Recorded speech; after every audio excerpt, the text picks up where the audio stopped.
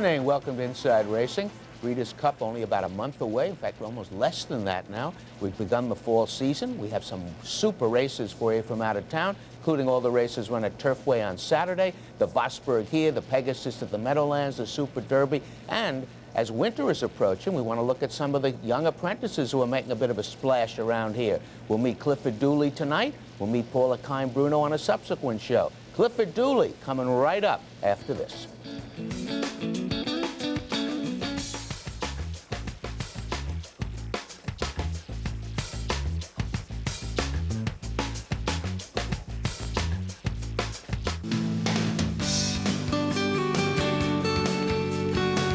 Clifford Dooley, an Irish import, and if he's an Irish import, we know he must have something to do with Leo O'Brien. Did Leo go over to Ireland and pick you out somewhere? Well, I was working in Ireland and I needed a break, you know, to try and... I always like to go to America. I like the American racing scene. It was much more colourful racing kind of over here. So I like the dirt tracks. So I guess a trainer in Ireland wanted me to go over here and race. So he contacted Leo and says, Leo, I've got a good young lad here who can ride a bit and he would like to go over and race over there, you know. So then I got in contact with Leo, so Leo says, why don't you come over and see what you got, you know. So I came over last summer and I started exercising horses for Leo. So Leo thought, well, you need a little experience of the American racing tracks, you know, because it's a different kind of racing. So he sent me up to Suffolk Downs in Boston, and I do pretty well up there. I win like 24 races in about a month and a half up there. So then from there I went to Rockingham and won another 10 or 11 winners up there. And then Leo says, well, why don't you come over to Saratoga for a few weeks and enjoy some. That was this summer.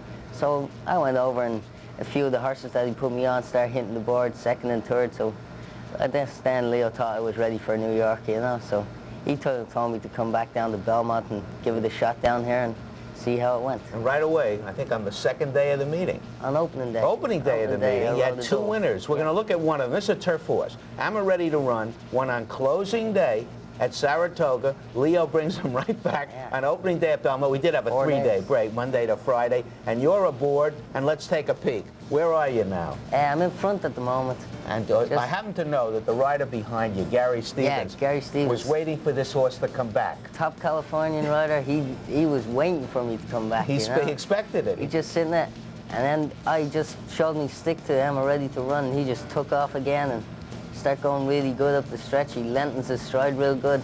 He handles turf great, this horse. Yeah, he was really revved up. Gary Stevens said that when I came back to the jocks. He says, I expected you to come back. You didn't come. Never came back. No. Now, one of the things about you, a lot of apprentices can't ride grass, but you apparently were raised on riding turf. Yeah. Well, like all the racing in Europe and Ireland, it's all turf racing, you know. You're a little light, though, for an Irish jockey. You're more American weight. Yeah, I'm like... Right now, I tack like 107. You can make 107. No problem. And how long you got the bug if you won so many? I've got the bug till next April. Oh, so you have the bug till coming April or a year from April? Coming April. Oh, the coming April, so you'll be able to get the whole winter in. All for Aqueduct, which will be great. But I think a lot of the turf racing got to do with, I rode over in Ireland, a few races, and I never really had any success because over there it's a lot tougher than, you know, than people might think. But you get to know turf, and our turf is very uneven, you know, but when you come over here, the turf's so nice, it's a pleasure to ride on, I watched you on some of those losers at Saratoga. You're pretty good. You're up the hedge and then you come off and make your move. Oh, yeah. Like, the main thing about turf is always save ground. Save as much ground as you can. And then you just hope you don't get blocked. Yeah, exactly. It's the chance you take in racing, you know. You can sometimes get blocked, sometimes... You know, if you do get blocked, it's bad. If you get through, you're a hero. And I noticed you went wide one day on a dirt horse the other day with the Leo that won it too. I think Pebos, whatever. Oh, Pebos guy, yeah. Came wide. Well, the idea with him the first time, we knew he had a lot of speed, you know. So we kind of sent him the last time we ran him, first time out, and he ran a half mile and then he just got real tired. So me and Leo got to talk, and then we decided, well, we'll try him from behind, Leo, because I think that would be a good move. And Leo agreed with me, so we breezed him in the slot behind two horses. And when I pulled him out, he just rocketed, you know, and he liked to go asleep behind horses, you know. He settled good. The other day, he settled maybe a bit too much, you know, kind of dropped back out of it a lot. But I was still expecting him to come on real good, you know. Made a nice wide move. Coming into the stretch, wide was going good all day. You notice that balcony Notice move things that like you that talk too. about? This kid's a wise guy. I'm going to tell you that right now. You're going to have a very good time here in New Hopefully. York. With that balcony move that you talked about, that seemed to be working great the other day. So I swing him into the stretch, and my own real option was to go wide with him because he was starting to kick in. So went wide and then just circled the field from there. This kid is going to be around a lot, believe me. First of all, he's waiting for Leo O'Brien, who's everything he puts on the track is winning, but you're winning for other people too. We're going to see a lot of you this winter. Take a look at that face. How can you hate him? Clifford Dooley, import from Ireland. Thanks, Clifford. Hey, we'll be thank you right very back.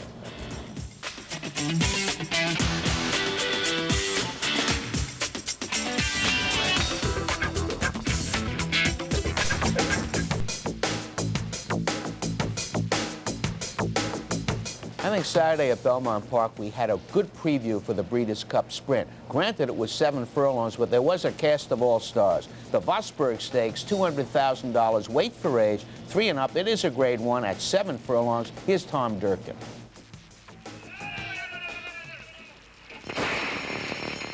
They're off. Fort Stockton gets out first. Light the Fuse broke alertly. Honor and Glory is coming on through to get the lead. It's Honor and Glory, the quickest from the gate. Light the Fuse second, Blissful State third. Not surprising, off to a good beginning. He's right up there fourth. Fort Stockton fifth. And Elusive Quality is running headstrong and is checked repeatedly by Jerry Bailey. Elusive Quality hard held. Langfuhr is second to last. And Top Account trails the field. A 23 flat first quarter. Honor and Glory, narrow lead. Blissful State comes through on his inside. Light the Fuse right with them on the outside third. Then it's not surprising. Fort Stockton, Langfuhr beginning to move on the outside. Elusive Quality has been in behind horses the whole trip. It's another 2 back to Top Account. 3 furlongs from the line. The opening half in 45 and 4. Langfuhr with a blitz on the far turn has moved to the 4. Light the Fuse second. Honor and Glory third. Fort Stockton on the outside fourth. Blissful State back in fifth. They turn for home. It's Langfuhr in front at the top of the stretch. Light the Fuse. Fort Stockton coming hard. Honor and Glory resurgent at the rail. Langfuhr in front. Honor and Glory second. Light the Fuse third. Langfuhr still in front. Light the Fuse alters course to the outside. Honor and Glory at the rail. Langfuhr has won the Vosburgh a length and a quarter over. He's not a 6 furlong horse. The Breeders' Cup Sprint is 6, but his home track, it's Canada. Gustav Schickendas, Mike Keogh, Jorge Chavez, Langfuhr. Honor and Glory finishes second. Light the Fuse third. 121.25 is the time for the Vosburgh. We'll go across the river to the Meadowlands for the stretch run of the $200,000 Pegasus Breeders' Cup. Make money at the rail in front ahead as Allied Forces on the outside now takes command. Allied Forces with Richard Migliori has the lead. Between horses, Light Approval coming on to challenge late. De Facto on the outside is third. And down the stretch they come in the Pegasus. Allied Forces in front, drawing clear. Richard Migliori aboard Allied Forces. Regular rider Richard Migliori goes to the Meadowlands for Kieran McLaughlin. This horse loves Jersey. Last win was at Monmouth. Allied Forces takes the Pegasus. Light Approval second, De Facto third. On the soft turf, 1:47 was the time. Now we're going out to Turfway Park for the Kentucky Cup Juvenile fillies. It's $100,000. They're 2-year-old fillies, and here is Mike Battaglia.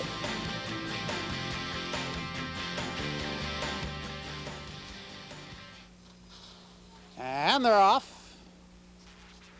For the lead from between horses, that's Bugs Rabbit. The outside, Love That Jazz. Then through from the inside, that's Corporate Vision.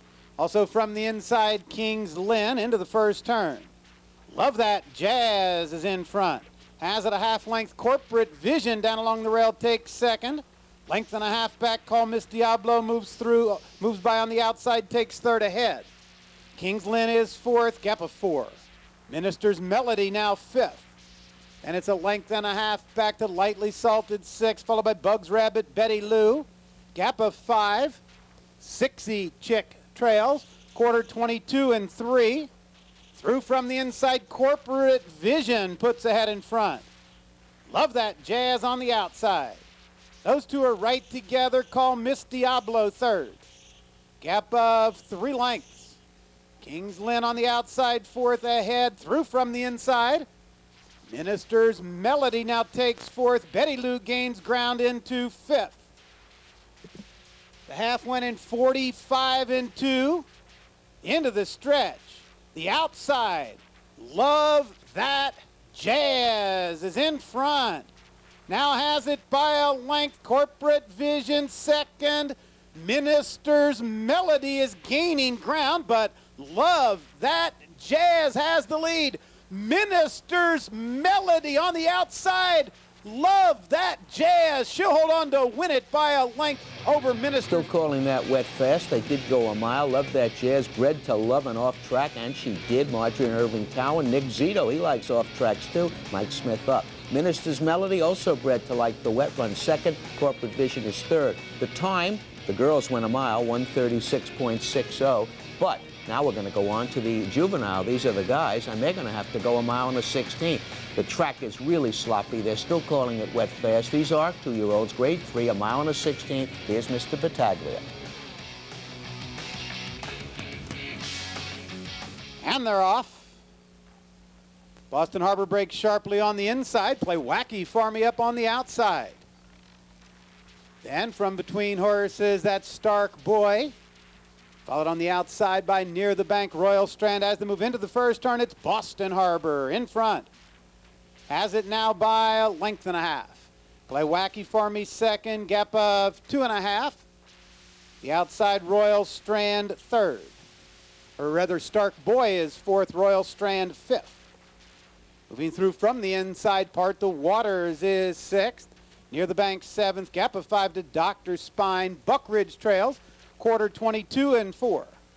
Boston Harbor in front, a length and a half. Play Wacky Farmy second. Gap of 2.5. Stark Boy on the outside, third ahead. Part the Waters through on the inside, fourth. Royal Strand is now fifth by a length. Near the Bank is sixth, then Dr. Spine. Buck Ridge half and 46-1. Boston Harbor in front. Has it now a length and a half. Play Wacky Farmy second, gap of 4. Near the Bank takes third. Down along the inside part, the Waters is fourth. Dr. Spine moves up fifth as they move into the stretch. Boston Harbor draws off. Has the lead now by 4. Play Wacky Farmy second. From between horses, Dr. Spine. But in the final furlong, it's all Boston Harbor in front all the way, going along easily. Boston Harbor wins it by about 5 lengths. That's the way I want the 5-shot is supposed to win. Has the speed, has the rail, and it's a speed-favoring track. Bye-bye, Boston Harbor. The Overbrook Farm, D. Wayne Lucas, Donna Barton enjoyed that ride. Play Wacky for me, second all the way under Cinto Vasquez. Dr. Spine finishes third. The time, 1:42-4 on that wet, fast racetrack. Now we're going to the Kentucky Cup Sprint. Kentucky Cup Day continues. $200,000, 3-year-olds, grade 2. It's now sloppy. I think it was sloppy earlier too, but let's watch it. They're at the post. And they're off. For the lead from the outside, that's Foreign Pass. Appealing Skier quickly between horses. Capote Bell comes out third. And up on the outside, Valid Expectations down the back stretch. Appealing Skier has a head in front. The outside Foreign Pass second by 2.5. Capote Bell now runs third, a length and a half. Valid Expectations fourth, Delay of Game fifth, Stu's Choice is sixth. Then it's Future Quest Laredo and Gold Miners Gold Quarter, 21-1. Appealing Skier in front, now opens the lead, has it by 2 lengths. Still down along the inside, Foreign Pass. Capote Bell goes very wide. Through from the inside, Delay of Game gains ground. The half, 43-3. It's Appealing Skier blazing the way, has a 3-length lead. Capote Bell is gaining ground, but maybe too late. Then Delay of Game, Gold Miners Gold, nearing the wire. Appealing Skier took a bad step, but still wins it by 2 lengths. Wire to wire once again, and this is a track record, 108-1. Appealing skier away since June, hasn't sprinted since September of '95, just wires them. Capote Bell, the filly, ran very well to get second on that racetrack. Delay of game finishes third. The track record, 108, track sloppy. And now we go to the Kentucky Cup Classic, $500,000. 3 and up, grade 3, a mile and 1/8. Here's Mike Battaglia.